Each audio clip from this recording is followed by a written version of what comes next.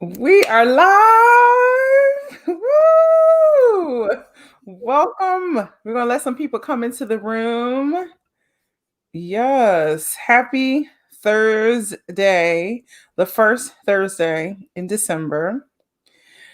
Can you believe it, Tracy? What, that we're still here, still alive?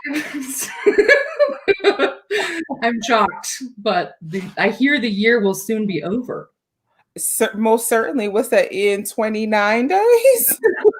28 days? That we're counting. Yeah, it'll be fine. Who's counting? I mean, blown away by I feel like every day was yesterday. Right. and every day is a week, every week's a month. Like, Exactly. Hey, Kenny. Yes, Kenny Overton. Hey, Liz. Yes. Hey, Kathy. Yes, Helena. Hello, everybody, and welcome. Welcome to Convos. Here we are. Woo. Yes. Hey, Sue. Sue Dixon. Hi, Sue. Yes, here we are, December 3rd, Thursday, 2020. The election is over. Thanksgiving is over. Hey, Charisse. Yeah, the election is over. Thanksgiving is over. Hey, Charicia. The boxes, Amazon and UPS are like coming fast and furious to everyone's home. Really, though. Yep, after Black Friday. And oh, hi, Jamie. Yes. And yeah, she said, I love your fingers, Tracy.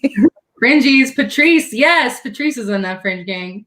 She certainly is. I think I've been like, Tracy, I need more. And you're like, I'm not doing it right now. And I'm like, I got into the fringe gang way too late. Way too late. I gotta make you some new fringies. Yes, it's time. I've been rocking my green and my purple and my light green, and and I think it's green, light green and something like that. Anyway, so I've been rocking those, and it's time. It's time. I agree. Yes. Well, good evening, everyone. I am so happy you are here. Blessings. I am here with my new sister friend, but I have been a fan of this woman and her work, her singing. Her voice is extraordinary, dramatic soprano, Wagner, bel canto, Italian. Where are the contracts? Let them come, honey. Let them come. The Miss Tracy Cox. Yes. Oh, what an intro. Thank you. Listen, I'm not one that reads all of the bios and puts all of the videos up. Like, I want to get right to the good stuff. I want to talk, but this woman has sung with Cincinnati Symphony, Philadelphia Orchestra, Washington National Metropolitan Opera. I mean, won all the awards, the Flogstad Award, the Sullivan Grant, the Birgit Nielsen Prize at Operalia. I mean, I want you to tell us all. She's an alumna of the Los Angeles Opera Domingo Young Artist Program, and I am honored to have you here on my show. I have been wanting to have you, and you're probably surprised, like, what in the world? I've been wanting to have you on since the beginning, but I let the divine energies come to me and say, okay, this person, and I was like, yes, Tracy, this week I'm gonna have her come on. So welcome to Kiki Conversations. Thank you. I'm so honored. And I have to ask you, how is it with your expanding influence? Like, you are expanding that influence. I am. And you know what? I'm exhausted. There you go. I am exhausted. I'm so happy. I'm so blessed. There's so much going on.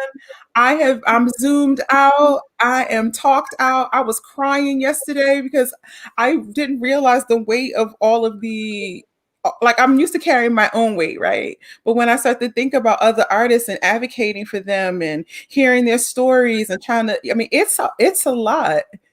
It's a lot. And thank God it's Friday tomorrow. I appreciate people that don't answer their phone on the weekend now more than ever. Yeah, I've never been good with work boundaries. I think that's something we learn in this industry where we're like, say yes to everything, be available, or you're going to miss the gig.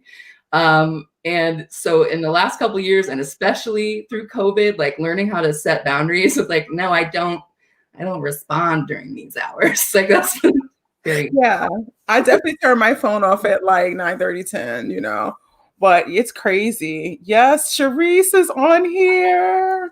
she's already mad. You didn't remind me. Sorry. Well, you know, Sharice is a fantastic fellow, another voluptuous dramatic soprano. Like, you know, I'm not dramatic. I pretend to be like you guys. So, but you know, Sharice and I have been friends for a number of years, and she always talks about Tracy. You have to get to know Tracy. You have to know her. And I looked at your age on Wikipedia. I was like, gosh, I'm like 10 years older than Tracy. No wonder our paths hadn't really crossed like that. And then you made me feel real old. So there you go. It's okay. I just joined TikTok, and so I am officially ancient. Like everyone on that platform is like, "What are you doing here? Like where?" Right, right. They're like, why are you here? So Tracy, tell me where you're from. I was born and raised in Dallas, Texas. And when I was 14, my mom and I moved to the Bay Area in California, Mountain View.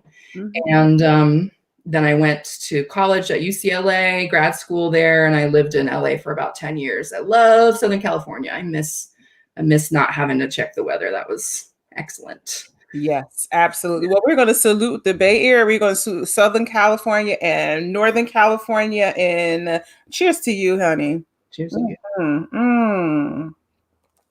Yes, yes, yes. So you're from Cali. And when did music factor into your life? And then when did opera come into your life?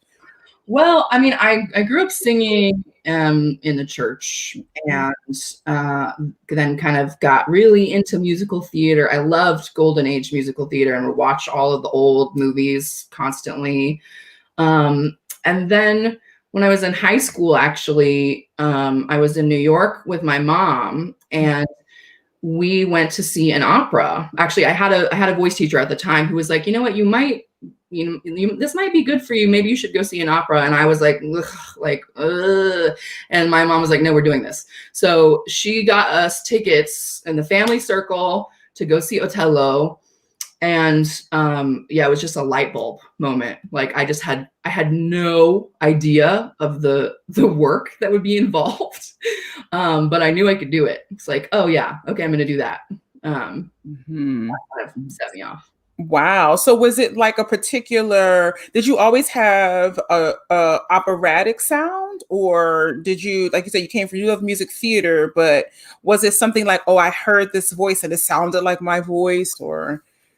No, I mean, it wasn't like I didn't even have a concept of the genre in that way. Like I've always been a little bit of a genre chameleon. Like I can sing a lot of different styles. And it just the un you know, the acapella, not acapella, the unamplified nature of the sound like totally electrified me. And so it's so funny. I mean, I think back now to starting voice lessons at UCLA. And it took us a while to be able to create that sound where you're connecting to your chest voice and your head voice and all that stuff. Up until that point, I had been like, I completely separated the two things.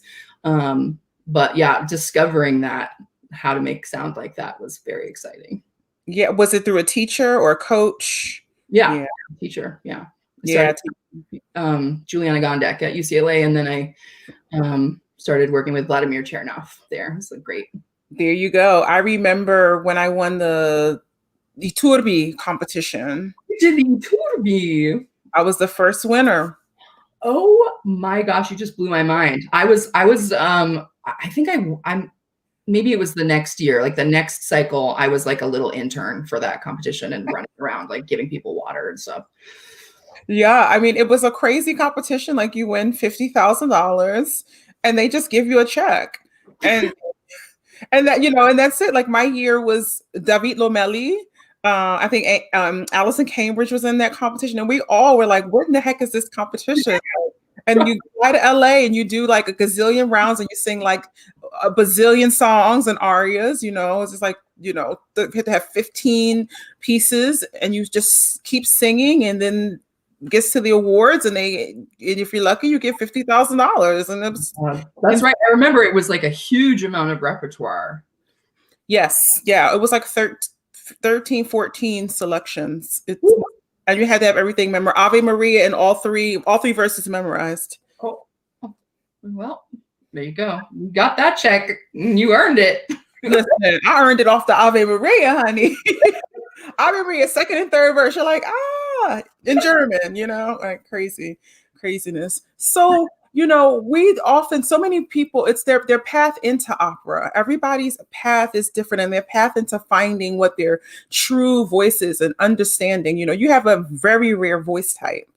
And and it's not celebrated enough. People take for granted how long it takes to develop a real true dramatic voice. So, and you're still young for your FOC, but talk about what the journey is like for a young artist, a young singer who has this immense gift.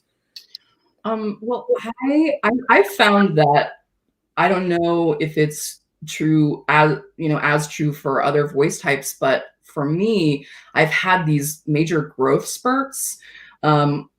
And also it was, my kind of technique was complicated by the fact that I started as a mezzo. And I was never a mezzo. I was always like a fake mezzo, like doing a really good job of pretending that I was a mezzo. But like just like pushing the chest voice as hard as I could. And for, that messed with the top, obviously. But so when LA Opera invited me to join the Young Artist Program, they were so kind as to say, "We love you. You're not a mezzo. We're going to help you figure that out." And so for that whole first year, when I was transitioning to soprano, there was like a hole in the bottom of my voice from all that time that I had spent kind of artificially darkening the bottom. And yeah, like one of the first assignments they gave me was Fiordiligi, and for like outreach performances. And I still can remember singing Come Scoglio for the first time publicly, and I was literally like, like I did like a Tarzan, like to the bottom. It was really tragic. But like once I kind of evened everything out and stopped pushing, things became easier. But yeah, there's been growth spurts where I had to kind of take time to figure out the breath function again. It really does take a long time. It really changes over time, and you have to kind of give it room to be what it is and not push it into something that it's not, which is hard to do. It is hard to do. It's hard to do when you are trying to figure out your voice, but also it's hard to do when people let you. It's hard to resist that feeling of of pushing, because you think that's support, right? You think that you're doing the thing, right? And you're actually not. I think we all can say, we've been there, done that. Like, oops. Yes. Hello. Some people are coming in. Hey, Brittany, with the gorgeous voice, and Brandon. Yes, Stefan.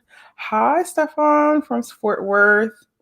Sharice again. Yes, it's crazy. This, idea of vocal technique. And I mean, we're all still striving to perfect the technique. Well, do you ever perfect it? Does it ever? No. I mean, what's interesting, I mean, I think as a young artist, for the longest time, what was most frustrating is that your technique isn't yet, it's not caught up to your taste. So, for that long period of time where you can't stand to listen to yourself because like your idea of what you are doing and what it sounds like are not the same things.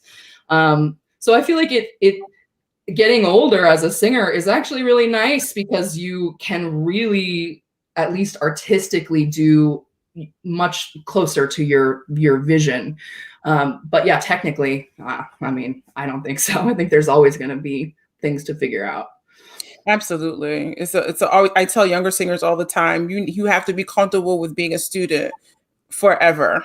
You're Mhm. always constantly learning, constantly learning. You should always be constantly learning and listening and learning to listen and learning to listen yourself this to yourself, which is interesting because I find myself that I record coachings and then I won't listen to them because I'm like, oh God, it's hard to listen to the mistakes. It's hard to listen to the process Yeah. sometimes. But I also think that that's been the greatest gift as a an opera singer, is that we spend so much time on this craft, and it teaches us to love that process. Because I mean, at the beginning you think it's all about that moment being on the stage and that's all you care about, and so being in the practice room is boring and hard, and Yeah. but at some point, at least for me, it kind of switched where I just love the process. I love learning things, and that I've seen that kind of infuse other parts of my life too. And I think that I'm grateful for that. Yeah. Yes, the discipline goes beyond just the voice. When did you first fall in love with opera? When was the moment where you were like, and are you in love with it? Because not everybody's in love with it. Some people it's a job for them.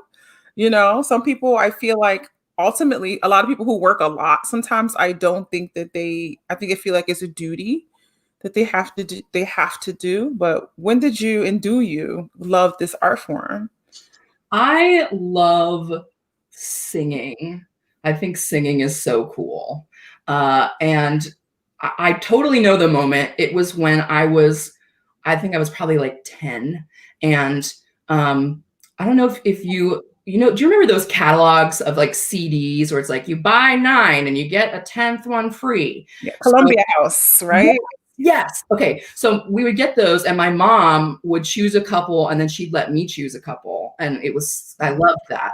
And so I randomly chose Cecilia Bartoli live in Italy because she was wearing that banging red dress. And I was like, I need to know what this is about. And then I became obsessed with that CD, not knowing anything about it, Mhm. but listened to it obsessively. And only years later in college, really discovering like who she was and what she was even singing and all that stuff. But yeah, the human voice is so cool. It just does such amazing stuff. So I do love the art form.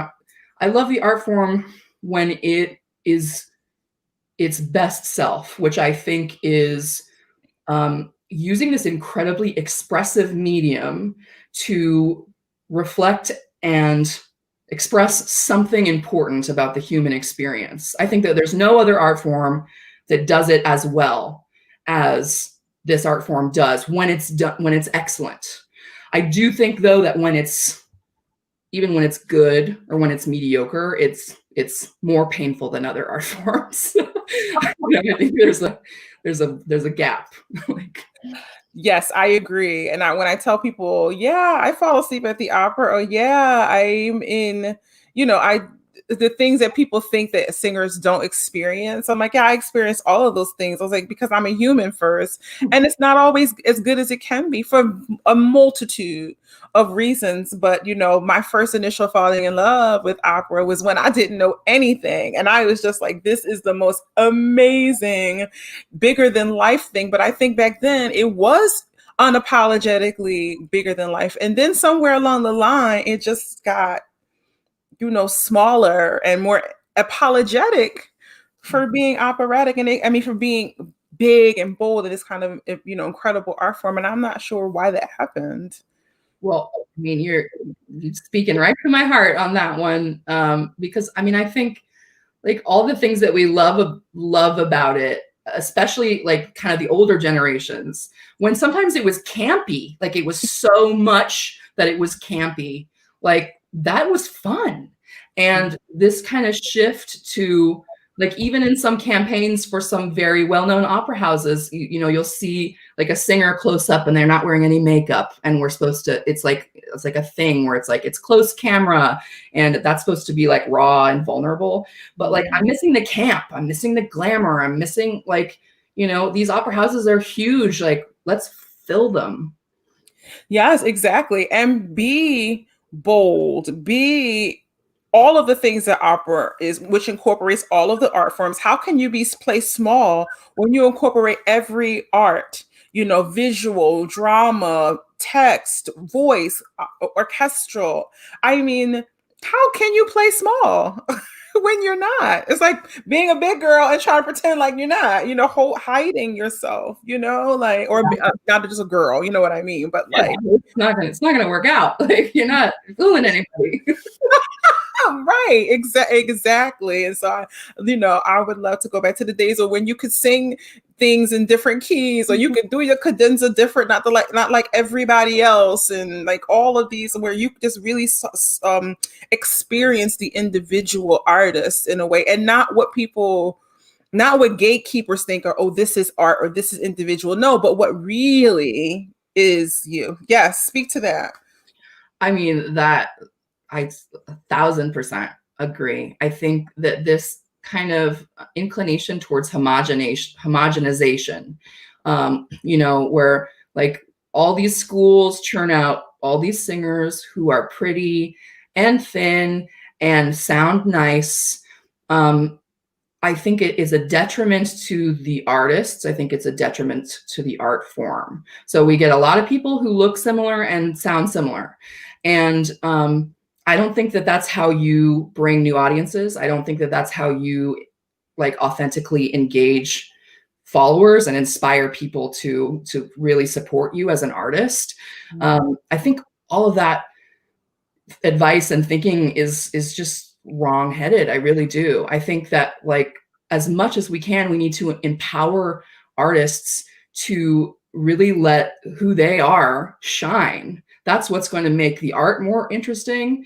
It's going to make it all more fun. You know, it really could be more collaborative. It could be more about the artist themselves in general. That's how we get these divas who people still, you know, put on these pedestals. It's because they were something really spectacular and special. And like me trying to be callous, like, you know, again, that would be not too smart because I'm never going to be callous, but I'm something cool. That's something different. Absolutely. I say all the time to myself, listen, your high C is never gonna be like Leontine. So stop trying to, like, every time you get to that passage in Patria Mia, you already shoot yourself in the foot. Like, stop trying to be, you know, what you think that people want to hear.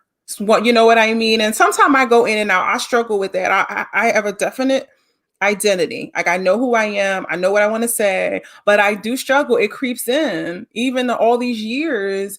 You know, when you get to certain parts of certain, you know, arias or certain operas, and you're like, you know, Like, it just kills you. I think that's also like kind of like a dynamic that is created in this industry just because it's so dependent on this master teacher relationship, right? So all through school, and then into your apprenticeships, and then into emerging artists, there's always this dynamic of like, here's the master genius, and here's you, and you don't know anything, and you need to, you know, you need to be able to give whatever they're asking you for. So not only does that create like opportunities for bad dynamics in general and abusive situations, but it also keeps you from making brave artistic choices, which is why people are in the seats, you know?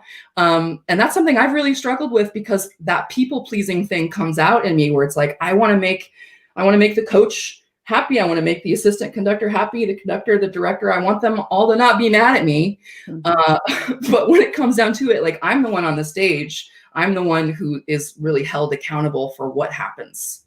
Yes. Yes. And identifying that when you look around and you go, well, wait a minute. Yeah, I am, you know, no matter what happened over the 3 to 6 weeks, in the end, you are responsible. It is you on that stage. And when those moments happen, when it's about you, it doesn't matter what they've said. It doesn't matter all the other things. You've got to get in there and you got to tell the story. And that is the job. That's the penultimate ultimate job, you know. And it's scary. It's scary when you're young, but you don't know, like, how did you come to this point? You know, you're still pretty young, you know. And when you were a young artist, now you're a professional. Like, when did you really go, okay, enough? Um, I'm not sure. I mean, well, there was definitely a shift in myself as a human being, as well as my public persona, maybe 5 years ago, because up until that point, I had really internalized this idea that I needed to fundamentally change my body in order to be a successful singer. Mhm. And so, I mean, like, I was first put on a diet when I was 9 years old. Like, I've been going up and down my entire life. And so when I was coming up through the programs and everything, and I got the advice of like, you owe your talent a smaller body so that you can have a career. I accepted that, and I felt like, you're right. Like, if I want to be a singer, if I want to be on stage, like, I have to do this. And then as my kind of political education expanded around fat liberation and these ideas that weight sigma and chronic weight dissatisfaction actually really causes a lot of negative health outcomes for fat people, I realized that I was doing a lot of harm to myself by chasing a body that I was not intended to live in. Mhm. And so I made the decision to just more authentically live in my body and not apologize for it. And I also made the decision to never go on a diet or weight loss program ever again. Oh, you know what? I have to say, as someone who's always struggled with my weight, my pretty much my entire life, but then I go back and I look at pictures of myself. I'm like, you were not what you thought you were. But anyway, I've gone up and down, and I was a fat teen. I struggled. When I was early, in my career, whatever, as a student, I just always carry weight, and I it really didn't become an issue until I did a professional, and maybe it was, behind the scenes or in private rooms. I went to a big audition for a big opera company, and the general director said to me, there's nothing I have to say about your voice. I think you're a fantastic singer. I just would not hire you for the roles that I think you should sing. Like, just flat out. It was like, I wouldn't hire you. I love you. I think you're beautiful, but you're too fat. And that was the only time in my career that someone ever said something like that to me. And I, I just said, I wasn't devastated. I just took it, and I was like, okay, now what am I supposed to do with that? Now what am I supposed to do with that information? Kill myself. I already was struggling with my weight already, and I just didn't know, it wasn't given to me in a way that I felt like I needed to hear in order to improve. Have you ever had that in your career? Oh my gosh, yes. So much, so much, so much. Yeah, my experience has been that like the body shaming and weight stigma stuff has been really explicit for me. So almost almost every mentor that I've had, and I say this loving those people, but almost all of them have sat me down to have the conversation of like, you owe your talent a different body. And I mean, I tell this story a lot, but like my first audition tour in Germany, actually my first and only audition tour in Germany because of this, was where I sang for a theater, and the general director like pulled me aside afterwards and said, "We love you. You're a superstar. You're incredible, but you're just too fat for the German public. So, work on that and give us a call if anything changes." Um, and it's I mean, at various points it's been totally devastating, especially when I was still really into diet culture and really internalizing the idea that there was something wrong with my body. Mhm. But it's been so healing to be able to drop out of that and to really understand that I am valuable in my body, that my talent cannot be separated from my body, and that I deserve to make art no matter what. No one else dictates whether or not I get to make art or whether or not I get to sing. And if they won't let me sing on their stage, I'll find another way. Right. Because I tell people I do tell people all the time, like there is someone who is waiting for what you have and who you are.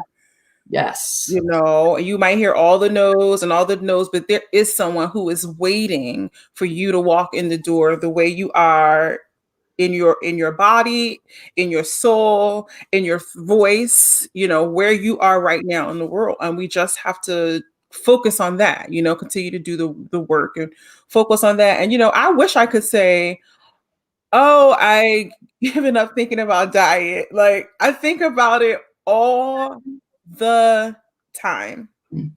And that's why I look at, you know, women like yourself. And I mean, if you guys don't follow Tracy on Instagram, you are crazy. Her Instagram is amazing. She's like a rock star. I mean, you are really uh, um such a wonderful I hate that word, activist advocate, but you know what I mean. Like just you bring people with you, like you're doing the thing and you lift people up and you may not even know it, you know. I'm sure you do because you have such a following, and I'm sure people in your DMs thanking you. But I really, those of us who, I envy that freedom of, you know, I have it when I'm singing, but in other things, I haven't gotten there yet. Yeah, yeah, I appreciate you saying that so much. And like it is absolutely freedom. And that's why like the politics of fat liberation resonates with me so much, because it literally teaches us that um, this kind of inaccessibility for fat people across the board. So not just employment or casting in opera, but employment in general, wage gap, housing, healthcare, infrastructure, like across the board, there's inaccessibility for fat people. And diet culture teaches us that that's because there's something wrong with fat people. And fat liberation teaches us that that's because this system is designed to be inaccessible to fat people. And so we don't need to change the people. We need to change the park benches. We need to change the turnstiles. We need to like allow more access to human beings. We don't need to change the human beings. And that's been really healing for me, you know, because as someone who internalized these messages so early, Mhm. um, you know, something I've talked about before is this idea of like, when's the first time when you realized that um, an adult, like your body was cause for concern from an adult, and people who are identify as fat or who have struggled with weight um, often really can relate to that idea and can say, well, I can remember my parents talking to my doctor when I was 10. I can remember that moment of shame and feeling like there was something inherently wrong or bad about my body. And that impacted really my self-esteem and my sense of self, my understanding of my own value in huge ways. It impacted, you know, whether or not I would consent in intimate situations. It put me in dangerous situations, really because I thought that I had no value in my body. And so to heal from all of that and to really come to an understanding that like I'm valuable, like I'm here for a reason. And anybody who would tell me that I need to change before I can be in public or be loved or, you know, get healthcare or be paid can really like, I don't know, kick rocks. Exactly. You know, but so much, yeah, the kick rocks with an open toe shoe, right? You know, you know, it's interesting that you say that you speak about that, because when you're talking about being loved and well, first of all, you talk about spaces, you know, it's true. I like when I go to my friend's house and they have like, you know, the arms, and I'm like, you know, And it's painful to sit there, right? right, get rid of the damn arms in the chair because I have hips, I got a booty, you know, and all these things. I mean, I even have problems with saying fat. Like, you know what I mean? Like we're so conditioned to be ashamed as women, you know, as fat women, you know, just to be ashamed of like who you are. And yeah, it's just interesting. And then, you know, to speak about when you are how I guess this idea, and Black women figure this, have this issue all the time of being womaned before you're not allowed to be a girl Right. for long, and you get pushed into maturity because of all of the racial tropes and all of the things. But when you are a bigger kid, immediately you're sexualized as well to older people because Yeah. of the extra weight that you carry on your body, and it's like the idea, or you are there to be useful to other people and not to yourself, and that people can just take advantage of you Right. because you don't have worth. And there's so many extra layers of things that many of us have dealt with and moved through and navigate through that. And when you're a grown woman, you know you you know what I mean, you're having to try to navigate all of these things that you have been dealing with for many, many, many years. Absolutely. Yeah. So it's very healing to be able to come to a place where you don't accept that you should have to apologize for the space that you take up in the world. That is, when we just think about that idea, like, why on earth, like, of all of the millions of different forms that the human body takes, um, why on earth would I ever apologize for my unique form? No. Mm-mm. How do you feel about, and you are in this industry, not the opera industry, but I mean in the, and please tell me what I should call it, because I'm still learning, when you're a fat activist, or please educate us and what the right terminology is, and how we should, think about all of these things. Yeah. So, I mean, many people in my community um, have taken the word fat back, because we endeavor to really bring it back to being a neutral, descriptive word and remove these kind of social tinges to the word that make us think that it's bad or shameful or unhealthy or whatever. Um, yeah, so I consider myself to be, I call myself a fat artist and activist, because really, I'm really interested in the intersection of art and justice. I'm really interested in ensuring that an entire generation of fat talent isn't just lost to this kind of, misogyny and frankly white supremacy. And I want to uplift fat talent. That's what I care about. So even if that means that I'm a little bit too loud and distasteful for our opera industry, I'm honestly okay with that if that means that it opens the door to younger singers and they're allowed to live more authentically in their bodies than we were. Yes, because there was and thank you for that. And thank you for that. I always feel like I am through my just mere presence, even when I don't speak, young singers, young women are looking at me and my body and I listen, let's not, I'm not gonna, I know that I'm fine. Like, I know that I'm beautiful. I own that at any size, you know what I mean? Like, I know, but I still have my stuff. But I know that my sheer presence when I stand on stage in whatever size I am, someone's looking at me and being like, well, if she can do it, I can do it. You know what I mean? Like, just the example, just being there and owning whatever space I'm in at that time. That's why we have to have these spaces and claim these spaces, so that there are more representation and more people who feel like, yeah, well, if they can do it, I can do it too, and I can be there, and advocates and people fighting for us. I'm fighting in my way, by continuing to fight to be able to have my place. I know there are probably people who like, oh, Karen, you should lose, 50 pounds, and fine, I'll maybe in a year, after COVID. But again, like, I'm always feel like I'm fighting for my place, and be it my voice or my size, or whatever, my color. But and I want to talk about that. I want to talk about what it fat when you're white versus fat when you're other ethnicities.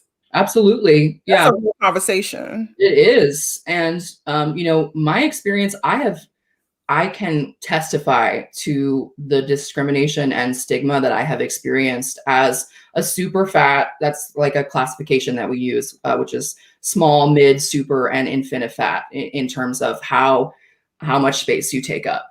So on the higher end of fatness, as a white woman, I have experienced stigma and discrimination. And when a fat Black woman or a fat person of color um, obviously experiences an intersection of both of those marginalizations and has a much different experience than I do and much less access than I do. But I think it's really important for us to talk about these intersections because especially like it's trendy right now for companies to cast and honor Black artists. And I always want to call them out and say, like, when your work is not done because you have hired a Black artist, especially if you are still gatekeeping around how big their body is and how much space they take up. You are still gatekeeping. You are still operating under principles of white supremacy and misogyny and ableism. And it's not okay. Like, it's not okay for just a thin Black woman to be allowed on stage. And that's it, because she's acceptable. That's not okay.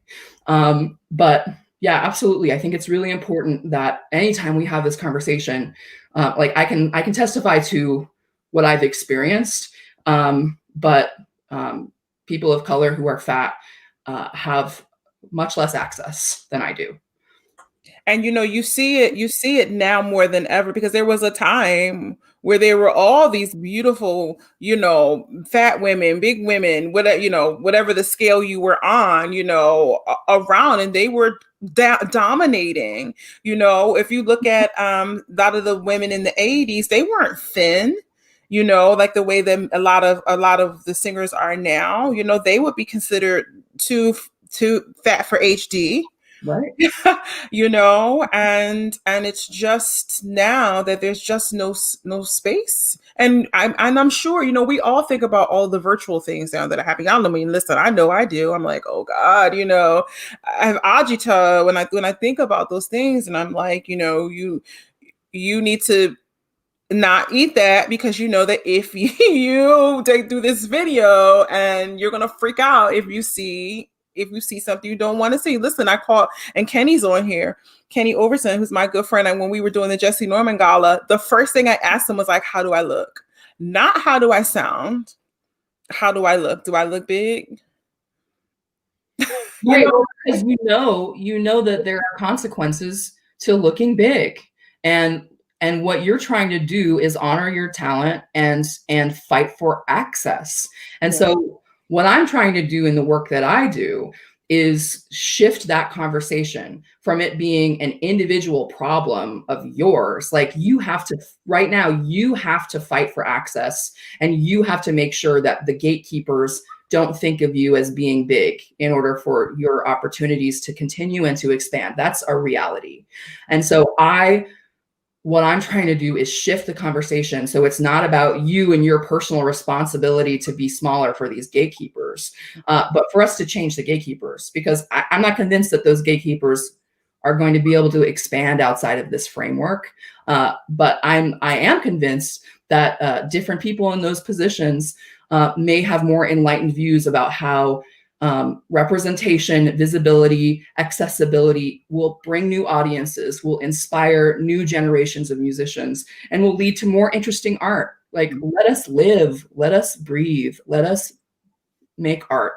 Exactly. When you say the work that you do, please talk about the organizations that you work with, and how you do the work. And who's working for you? Who's interceding for you, my dear? You know? That's the question I need to start asking. Yes. um, well, I kind of entered into fat liberation, honestly, from Tumblr. You remember Tumblr? Like, doesn't even, nobody's on that anymore. But and seeing these like body positive and fat liberation pages where they were fashion pages. So there would be girls up there, wearing like wild, awesome, beautiful clothes and just looking cool. And I remember seeing that in college, and I had always had this mentality of like, well, I'll buy that beautiful dress like once I get into the acceptable size, but until then, I'll keep wearing these like potato sacks and hope nobody looks at me, right? And that seeing just seeing that, just having the visibility of those fashionable fat people changed something in my brain where I thought, well, what am I waiting for? I'm literally missing my life, like waiting to be something else. So I started making more visible choices, like in my aesthetic choices. I started taking up space in a different way. And then that kind of led to me doing a lot of reading, doing a lot of like expansive kind of political education and studying, studying radical movements, studying the Black Panthers, studying the fat liberation movement that began in the late 60s, to understand these ideas. And really what I've learned is that so much of these organizations have been centered on mutual aid and have been centered on political education. So giving people, like, knowledge is power, right? Giving them the tools to understand the potential, the potential freedom, and then organizing for mutual aid. So one of the organizing groups that I'm associated with is called Fat Rose, which is a group that's based in the Bay Area, which does a lot of great work. One of the things that we worked on together at the beginning of COVID was this mutual aid like access packet on what fat people needed to do to prepare for having to go to the hospital with COVID. Things that people in normative bodies don't think about, but which fat people need to think about, which is like literally we advise people to create packets that go with them to the hospital. And on the front of the packet, it's like a clear folder. The front of it is a picture that's a humanizing picture of you with a loved one, so that when a healthcare worker sees you there, they immediately connect you to people who love you. That's something that fat people need to think about, because fat people do not receive the same access to health care that other people do. And in the beginning of COVID, conversations were happening about who should be getting, oxygen, who should be getting life-saving care. And immediately that conversation went to, well, we should save the healthy people. We should not be giving those resources to fat people because they're not going to survive anyways. So organizing that I do with Fat Rose and with other groups is around these very tangible strategies for how do I survive in a world that is hostile to fat people? How can I create a resource for other fat people so that we together in solidarity can survive and can thrive? I use social media as a platform as a political education tool. I try to bring people in with makeup and sparkles, and then hit them with the facts. You sure do. Oh, Tracy, I love you. I really do. You're my sister. You are my sister, and I thank you for your work, and keep going. Any way we can all support you, I can support you. You need to help your sister, girl. You need to help me, like. But I want you to talk about your partner in crime, Matt. Yes, and your amazing show called Angry Fat People. Right. Oh my gosh. Angry Fat People is it's a Facebook like series that we also put on YouTube, but primarily it's on Facebook. And so Matt and I, we were in our first year as young artists at LA Opera together. And then he was just in it that first year, and then he went off to start a fest at Leipzig and has been like wildly successful ever since. But we always we were just like thick as thieves, like right away, because we were both queer and we were both fat, and we were both being told that there was something wrong with us for both of those reasons, really. And I mean, he's been a godsend to me in this industry, to be able to have another person to just like talk about the experiences that we have, and to offer that kind of, micro mutual aid. But yeah, so it just, that the web series was just kind of born of us constantly laughing about how absurd some of our experiences have been and how people talk to us. And it is funny. I think it's funny because it's so silly and absurd, some of the treatment that we've gotten. So yeah, we just sat down and started writing sketches. And whenever we're in New York at the same time, we, go like to Central Park, or we like rent a studio and just film some episodes. But it's so fun. He's so easy to collaborate with. Like we get together and we just like laugh our asses off and write something and film it and have a ball. That's amazing. And see, so many you were doing this long before COVID. And during this time, so many of us are getting to show our other skill sets. But please know that this woman is a singer. She is a writer. She is an artist, painter, visual artist. She makes jewelry. She teaches other people how to make jewelry. What else, Tracy? I mean, and you're out there on the front lines when BLM was popping off. You were on the streets fighting with people. Yeah, I mean, I'm a lot. I think it could be fair to say I'm a lot. That's beautiful. I'm talking about all of those things, girl. You're making me, I'm like feeling shy. Yeah, I realized early on that opera wasn't enough of a creative outlet for me. Really, because that was a learning curve for me when I realized how much it is really bringing someone else's vision forward. And of course, you bring your own artistry, but you are a piece of a very large puzzle. And so I just realized that I wanted to keep doing that, but it just wasn't enough. I'm really like, I mean, I've dealt with depression throughout my life, and I realized kind of early on that the thing that consistently gets me out of bed is having something I'm working on, having a project, having something that I want to share with people. That's what gets me out of bed. And that's my coping strategy. That's my happiness. That's my purpose. And so I probably have too many ideas and too little time. So like I lack focus because I get excited about projects and, I go off in a direction. But that's just kind of my happy, weird life. Like I love making, I love creating, I love meeting new artists and finding new ways to collaborate and create. That just really brings me joy.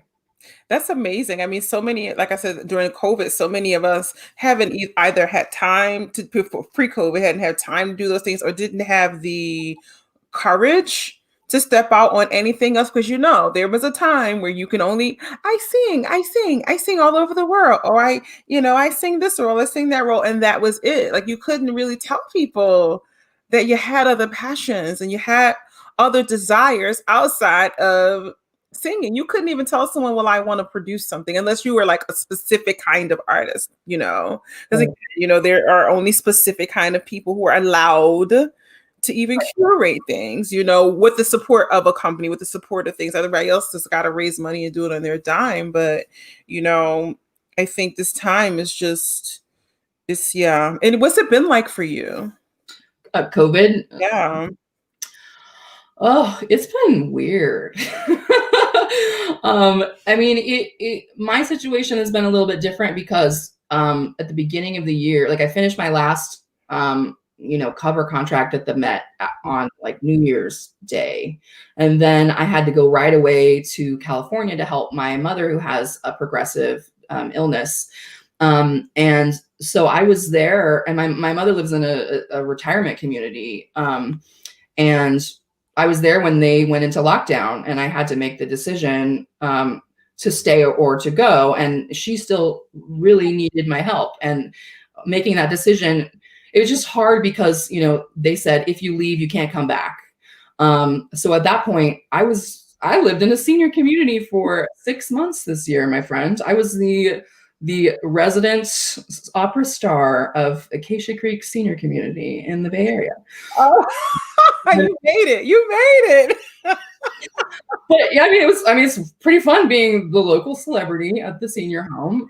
You know, I sang like every week. I had like a weekly balcony concert, you know, that we would do, and it made my mom like so happy. She's the queen. She became the queen, honey. Yeah, exactly. Yeah, she would definitely wanted to like visit her subjects every day.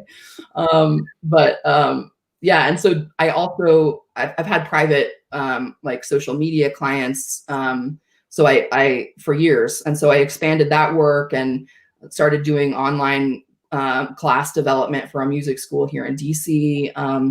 So honestly, I felt more prepared than some other singers Mhm. to be able to.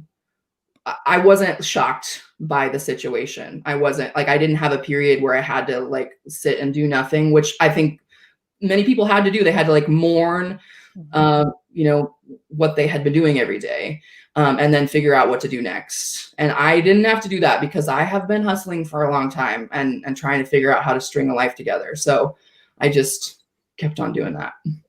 Yes, and I think that's a very important to talk to put that out there because I feel like so many people who well, I guess across the board didn't understand that those of us who have had to hustle and had to like, you know, stir the pot and throw it against the wall and whatever stick you did the thing or you know and create and come if you even some of us have had to do that secretly, you know, that you don't people don't know that you just had to make it work, you know, and that and the artists that who've kind of sort of had that track and know what they're doing over the next 3 or 4 years and kind of they just do the thing when it's all cut off and that's all you've been doing, you don't know how to adjust so pivot as they say Yeah. so easily so quickly, you know, and it's interesting and also the idea that so many donors people don't understand, you know, that 50% of what you make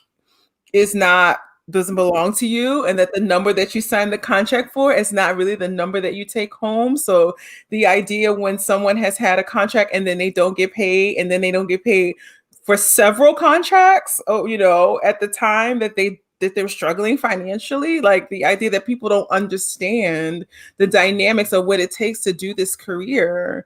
You know, that and I said so many things, but there's just so much misunderstanding and misinformation on how this thing actually really works. Right. And I think you're hitting on something really important because I think that that's been purposeful for a long time, this kind of like opaqueness to the industry where we're all going to pretend like it's just nothing but glamour, it's nothing but the fancy gigs and this kind of elite world because it is still an elite art form, which takes lots of money and lots of training in order to do it.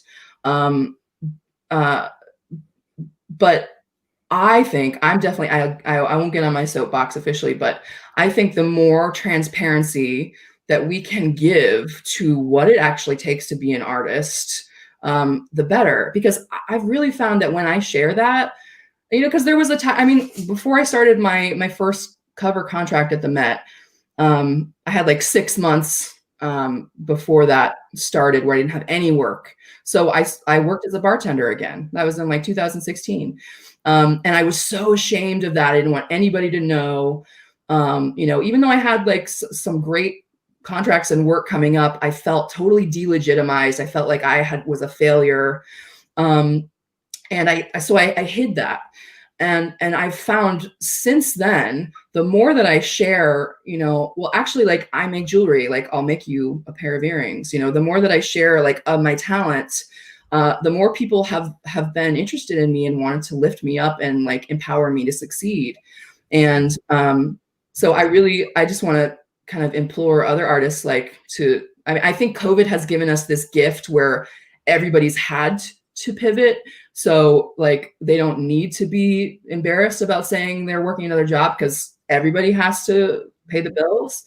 Um, but yeah, I just want to encourage people to lean into that because like that's just as legitimate. Like I was working until 2 a.m. bartending to pay my way to make it to start working at the Met. And that makes me, that makes me more interesting. That makes me that I think that speaks to who I am and how dedicated I am to the art. It doesn't speak to me not being a real artist, right? Of course not, right? Exactly. Of course not. The idea that you had to work in order, to make money to sustain yourself through your Met contract to get to your Met contract. People don't understand that. They can't. They they're like, what? What? Even other singers are like, what? They would never be able to understand. Right. Yeah. But everybody's doing it. And I think that yeah, any way that we can make art, we should feel happy about that. And any like part of us that does that work to allow us to make art, we should be proud of. We should brag about. It doesn't delegitimize us. I think it's a very old-fashioned idea to think, I can only be this one thing. I can only present as this one thing. And if I'm anything else, it makes me less of an artist. I think that's put That's that here. Exactly. That's gone in this time of COVID. Listen, it makes you more marketable when you have more skills. It makes you more interesting as an artist. Yeah. I find, I mean, listen, this platform that I created, I mean, the doors that have opened up for me and the people that may not have been paying attention, like they knew me, but they were like, oh yeah, Karen, and they're like, oh, she's smart and she's interesting and she can hold people's attention for however many time, and she has wonderful conversations. Like people see me in a whole different light, and only those who know me intimately, my friends, know we have this kind of stuff all the time. This is regular for me. I mean, glass of wine, conversation, let's go. Like that's what and I love listening to people and I love learning about people. But this is something that I want to elevate. I want to take it to the next level. I want to, bring wonderful, interesting, amazing artists to a mass media platform, because I believe that we are interesting beings and there are even more things that we need to present to the world. And if those things open up the doors for us to do the thing that we want to do, which is sing whatever we want to sing and do the things that we want to do, then that's what we have to do. That's what we have to demand. Right. And also it's been this attitude of, I don't know, I think in the before times, in the before COVID, the attitude is always kind of wait for permission to varying degrees, but like wait for permission, wait for the institutions to co-sign whatever you're doing. And when the institutions kind of shut their doors and was like, see you when it's over, we all had to be like, okay, I guess I'm not going to wait for permission. And I mean, I love that. Like we get access to you in this like brilliant new way that we otherwise might not have, because you didn't ask for permission. You just did this thing that like you knew you could do and would be good at. And like, that's a gift to us. And the spirit of that, I hope that just continues from singers. Yeah, listen, if 2 people are listening or if 250 are listening, Kiki Conversations is going on, honey. Because if somebody wants to come talk to me, then we're going to talk, okay? I don't care the number. It's about getting the thing out, the gift out. You know what I mean? Giving a platform for artists to come and, people to come and just, really express, so I don't care about that other stuff because they will come. If you build it, I hear them.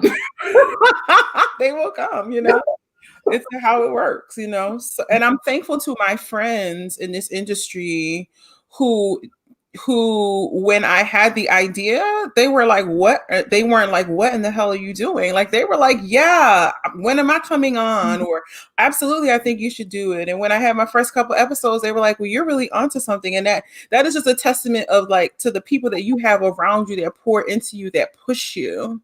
You know, like you have Matt, and I'm sure you have other people in this industry that just put the wind in your sail for you to just keep going. Yeah, absolutely. It's crucial. It's crucial for somebody to tell you like we need this. Because I mean, I feel like someone like you already has like you have like a fire that tells you I don't think that you can be an artist of your level without a real understanding of the talent that you have. So I think like you already know like I'm capable of this. Mhm. But then having like a community which affirms you and says like, yes, you are capable of this and we need this, please, um, Right. is yeah, it's just the fuel that we need. So what do you need? What do you want? What do you want to say? What do you want to sing? What do you want to do? Where do you want to be? How can we facilitate you the way you do other people? Support you. Oh, what a what an affirming Say question. it. Say it. Okay, well, so I just did this project a couple weeks ago with a company called Victory Hall Opera, and it's a newly commissioned chamber opera that's called Fat Pig, and it's based on a play by Neil LaBute, adapted into a libretto by Miriam Gordon Stewart, with new music by Matt Bowler, who is an amazing singer and a genius composer. Is he? Yes, like shockingly talented, like upsettingly talented. Um, so the premise of this piece is my character Helen is a fat woman, and she and a man in a normative body, Tom, fall in love, and eventually it doesn't work out because Tom can't deal with the pressures of his coworkers and his ex-girlfriend like giving him a hard time for dating a fat woman. So it's a historic piece in the sense that it's the first time an opera has ever written which explicitly casts a fat woman in the romantic lead. So like this project is like the project of my dreams. And not only is it an amazing concept, but like it's actually really, really good. And so we just did the first workshop reading of it 2 weeks ago. Like just the last half of the piece was completed, and we filmed some excerpts, which will be coming out soon. But I want this project to happen. I really do. And I know that they're having trouble getting funding from the normal sources because honestly, it's been hard.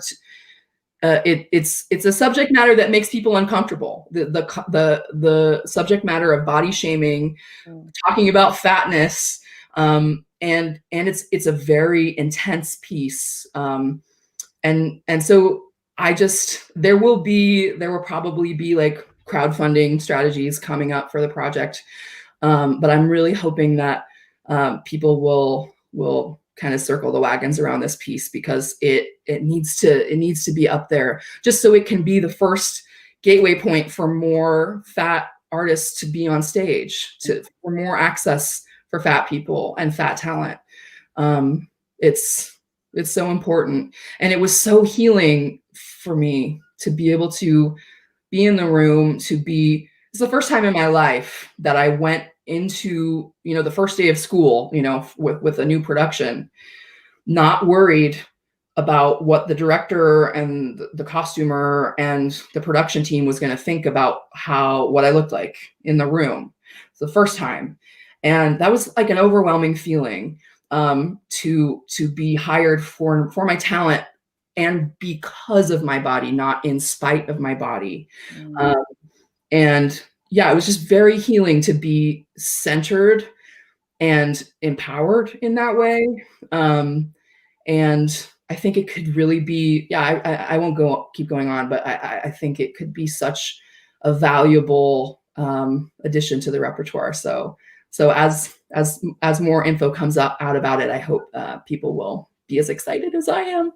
Of course. And when we see it, we have to like it and share it and support it any kind of way. As I say, no donation is too small, I mean, yeah, the title alone makes people go, oh, because we're not supposed to say fat and pig in the same sentence, you're not supposed to say that. But I mean, You're so right.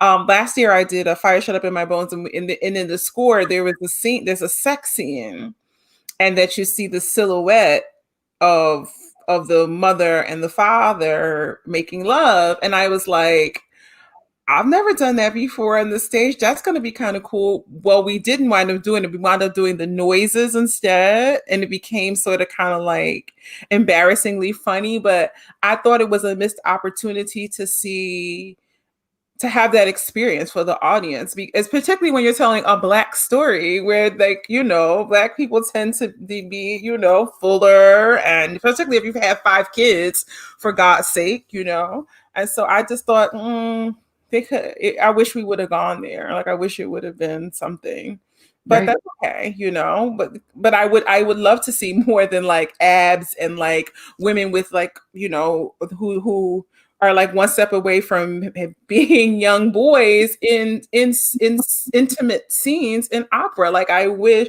and I don't want to offend anybody, and it's not meant to be offensive. I just would like to see breasts and hips and curves and like really what we see, not Right. pornography, but I want to see real people in intimate scenes like that. Like, I think we could do that. Yeah, and imagine what that would be like to see that.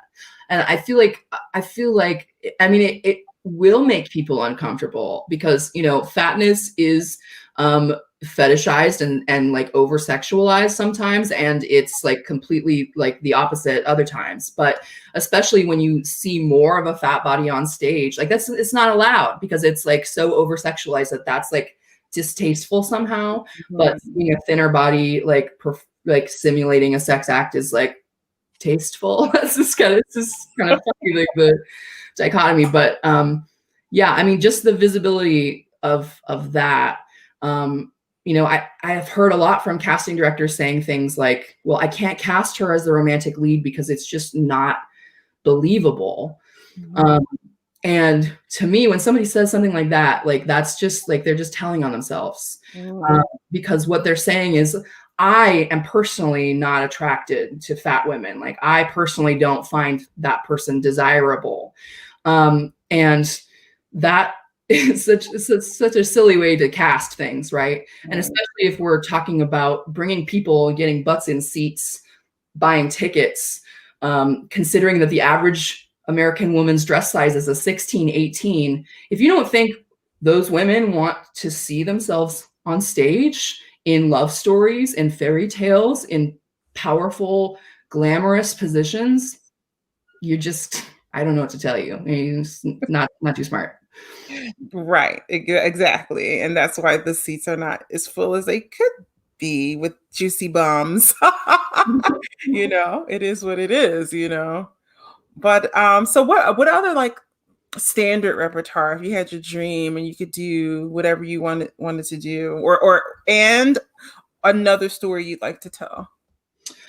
I mean, I really love singing Wagner and Strauss. I feel like I was like designed to sing those things, because for a long time, like when I kind of was a baby dramatic, like I sang a lot of Verdi, Mhm. and I struggled with it a little bit. I struggled like with especially with the breath of it, Mhm. and going all the way to the top and all the way to the bottom constantly. Mhm. And then when I first started learning Wagner and Strauss, I was like, oh, okay, this is how breath works. Like, I hook into the line and then I just like fly.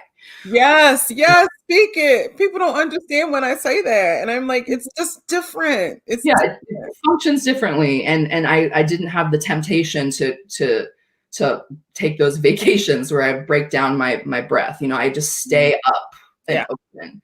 Mhm.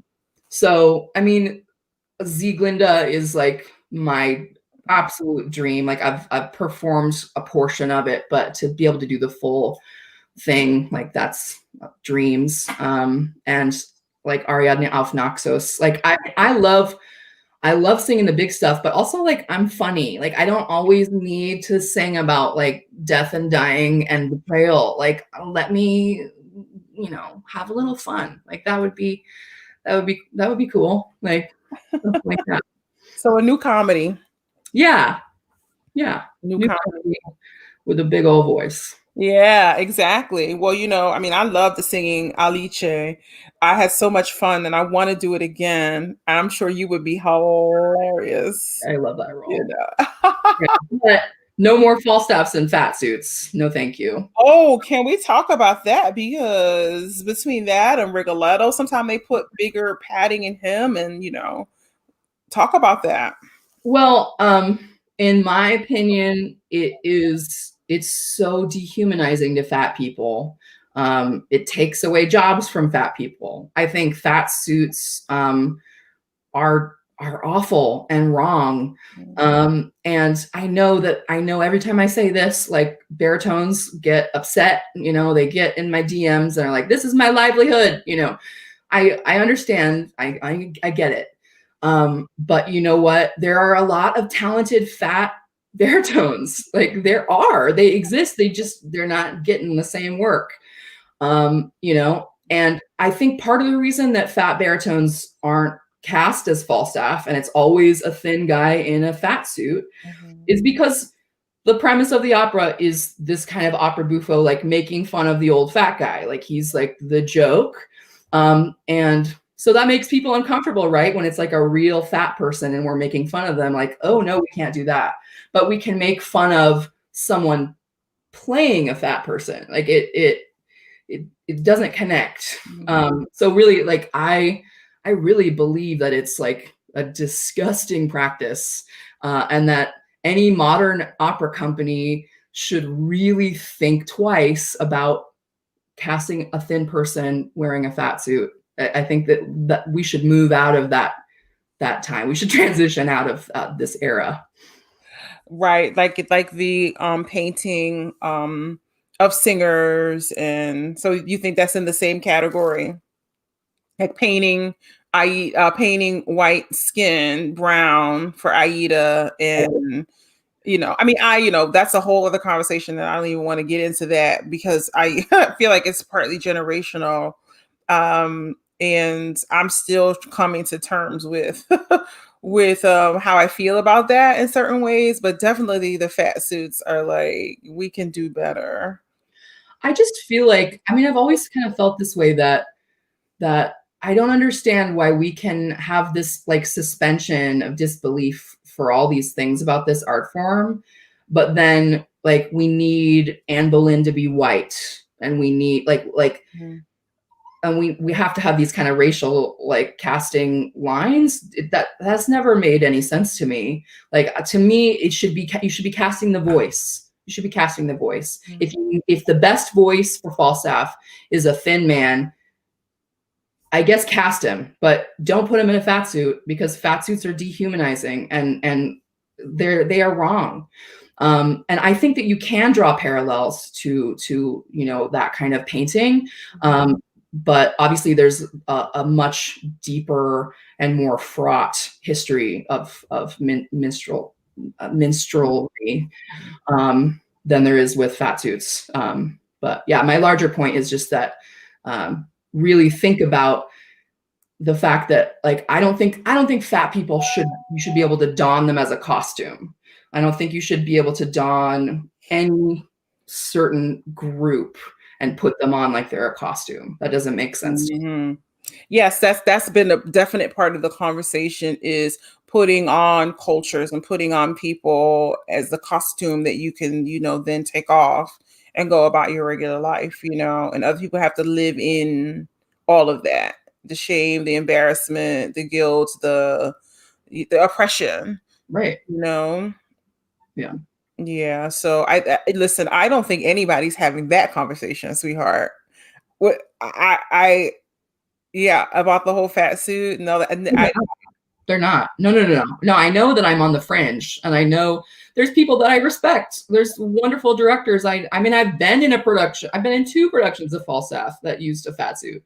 And the whole time, I mean, I'm singing Alice and I'm on stage and people are laughing at the thin guy in the fat suit about a fat joke. And I'm a fat person on stage going, well, I hope that they're not looking at me and thinking, why is this fat girl making fun of this fat guy? It's uncomfortable. It's hard. And I just wish that we would rethink that. I don't. I want us to move away from that. Yeah. Mm. You need a seat at the table, honey. Yeah.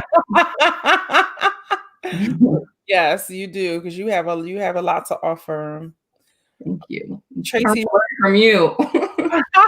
Well, we have to encourage each other, uplift each other, inspire each other, in our truths. And I've learned, like I said, I've learned so much by just watching you and following you. And, you spark such interesting conversation and thought, around this topic. And I forget what it was that I saw that you posted. And I was like, wait a minute, is she talking about me? I forget what it was, but I was offended. I was like, well, wait a minute. And I had to think like, yeah, I don't know if it was like the thing of like, well, I'm not that fat. You know what I mean? I don't think that's what it was. But then there is that kind of like prejudice against other people, other big people. You're like, okay, well, there's levels to this, and really like embracing that, like, no, in a negative way. You know what I mean? Right. Yeah. Well, that's something I talk about a lot, because we think about ourselves socially. We're always trying to figure out where we are in the hierarchy, right? Mm-hmm. So sociologically speaking, it's like a very human thing for us to see someone like fatter than us, more marginalized than we are, and to say, oh, well, at least I'm not that. And I try to challenge people to try to recreate those thought patterns. So we're rejecting the thought pattern of being glad that we're not lower on the hierarchy, and rather trying to do the work to dismantle the hierarchy. Because no matter what body you are in, you deserve access. You deserve it. You do. Absolutely. Well, Tracy, I like I said, I'm a fan. I adore you, and I want to support you any way I can. And please continue to inspire us, to encourage us, to call us out when we need, and when we're not being good to our own selves, when we're not being, yeah, the best that we can. Is there anything? If anybody have questions, listen, you got to go back and read these comments, girl. Because after I didn't even put them up, but they are just so amazing. And so, Latanya had a question about how do you rework in that case of Falstaff, though? Like, so much of his character is about him being fat. And although, that could be another interesting conversation about, do we continue to do these kind of works? That conversation is going around about women and, marginalized, sexualized, all that. Like, do we continue to do those problematic repertoire? But anyway, okay, I'll continue to read this story. So much of the character is about him being fat, and although there are fat baritones that can sing it, they're not always the right fit vocally. The Bolena thing is different. Her color is not the focus or directly addressed in the lyrics. Would love to know what y'all think. I guess that's the group, but yeah. Well, I mean, I think that if you can't cast a fat man in the character, I think you should rethink doing the piece. I think at the very least, if you end up producing it, you end up casting a thin person in a fat suit, you have a lot of contextual work to provide to the audience. I don't think that it's acceptable to present problematic works anymore without context. I'm not one of the people who says like, get rid of all the repertoire that's problematic, because we'd be left with like two things. right. But I think you have a responsibility to provide context and explain why it's different than what we do now, what we accept now, and empower the group that you're making fun of or marginalizing or taking from, like, at the very least. Absolutely. Absolutely. Is there anything you wanna wrap us up with? And I'm not rushing you off, because I could talk to you forever. I have so much to learn from you. We have so much to exchange, and we will do that beyond this. But we need to work on something together. That would be pretty fierce. This is so much fun. This makes me so happy, because I mean, you are so funny. Like, every time you put anything, on Facebook or wherever, like that just like blows up because you're just like the funniest person in the world. And every time I see it, I'm like, oh, I wish she was my friend. So, yeah. Well, we're friends now. And I am funny. My husband's like always shaking his head, like, "Oh God, my wife is so obnoxious." But and I don't like to show my funny side all the time, but sometimes it just can't. I can't resist it. Like, I love to laugh. I love to be silly, and also, it's interesting. Like even through that, I feel sometimes embarrassed to be too funny because you are this like, oh, I'm the big funny girl or whatever, and or or as Black women get sassy all the time, whatever. You still have those things in your mind, but you are who you are, right? Yeah. Yeah. And that's why we love you. Like, really. So sweet. No, do you have anything to just to uplift us, encourage us to anything funny? Like, who was your 5 guests at a dinner party? I mean, anything. I want to hear everything you have to say. Oh, 5 guests at a dinner party. I don't know who those guests would be, but I am dreaming of dinner parties. Like in my mind now, COVID has turned me into Martha Stewart, like the elaborate dinner parties I'm planning for the future. Like there's going to be table settings that will blow everyone's minds when we are allowed to eat together. But yeah, I don't know. Uplifting. I just I'm inspired by artists who are really presenting their authentic selves, and I'm excited because I really do feel like we have the opportunity in this new era to move forward in a new way where artists are centered and empowered to create and to bring their authentic selves to the table. I don't think we have to kind of accept just being part of this machine anymore because the machine just kind of broke down.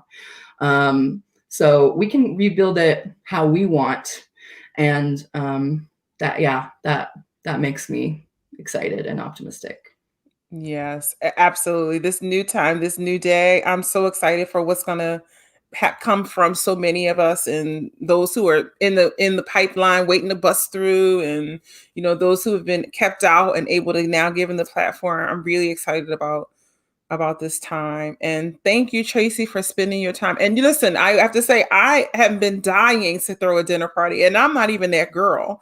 I am like, I will host something. Like, I'm cool with like, come to my house, and like, I might cook a little, but I want people to bring food. Like, I just love parties in that way. And so I'm really, really, I cannot wait until we like can get back. I told my husband we have to buy a new house. We have to buy a bigger house so that we can like yeah, we can like have people over, and like he was just looking at me like, "Oh God, my wife and these crazy things." But I feel that way. I feel like that's the next step is to get back to work and also get back to all of us being together and and enjoying conversation and food and drink and games and all that kind of stuff. I really, really do. I didn't know how much I needed that in my life until it was just taken away, but. Yeah. Yeah. Anyway, thank you, Tracy, so much. Thank you all. As usual, the Convos crew was in the house tonight. Please like our page, our YouTube page, and share this.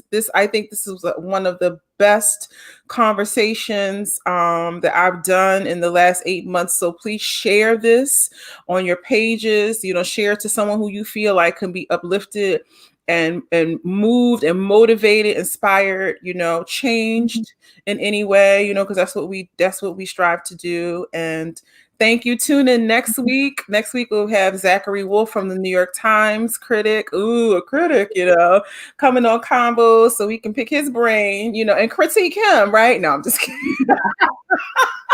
There you go. I won't, I'll be kind. Anyway, Tracy, stay on, don't leave. All right, y'all. I'll see you on the other side. Have a good night.